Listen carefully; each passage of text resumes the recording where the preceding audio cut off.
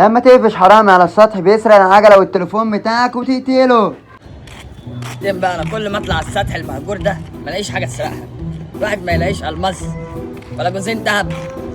عجله حلوه العجله دي، والله العظيم كنت عايز اجيبها للواد حمص. حمص هيفرح قوي لما يشوفها. ايه ده في تليفون 12 برو ماكس، ده نستو، باخدهم وامشي.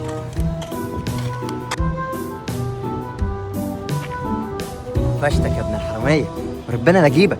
ملا اثبت مكانك يا ايه ده يا نهار اسود ومنيل، والله العظيم ما سرقت حاجه. انا الواد حمصه كان نفسه في عجله فقلت اسرقها، والتليفون ده لقيته فقلت ده بتاعي ونصيبي. اما انت حرامي بجح بصحيح. ملا سيب التليفون والعجله يا عم انا سبت العجله اهو، خلاص بقى انا هاخد التليفون وانت خد العجله وبالنص بعدل الله. نص يا ابو نص. انت فاكرني حرامي زيك ولا ايه ادي الحاجه دي بتاعتي والبيت ده كله بتاعي. اثبت مكانك بدل ما اشوقك وهات التليفون. ماشي والله العظيم هديك التليفون، بس سيبني امشي انا ورايا عيال. والواد حمصه بقى ربنا يكرم واسرق له عجله من اي سطح تاني. خد التليفون اهو. هكت على ابن المغفله.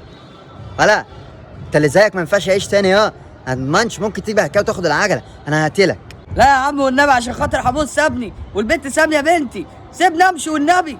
عايز تمشي؟ ادي دقني لو مشيت انا هقتلك. انا كل فيديو اموت فيه. رخم قوي قال لازقه. كل ما اعمل فيديو يجي يطلع معايا فيه. هو ده مصيرك يا معفن.